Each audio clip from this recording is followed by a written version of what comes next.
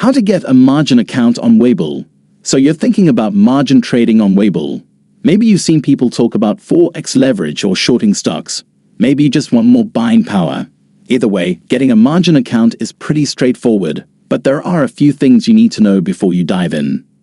First, you need a Webull brokerage account. If you already have one, great.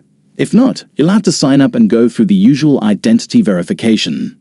Once you're in, head to your account settings. There's a section labeled Account Type. Tap that.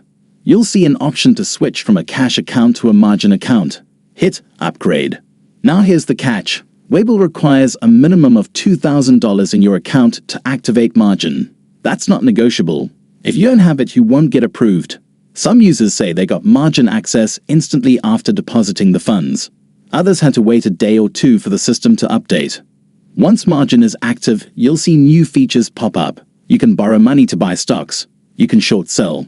You can trade with leverage, up to 4x for day trades and 2x overnight. But it's not free money. You'll pay interest on whatever you borrow. Rates vary depending on your balance, but they're competitive. Still, it adds up. And if your positions tank, you could get a margin call. That means Webull can liquidate your holdings without warning.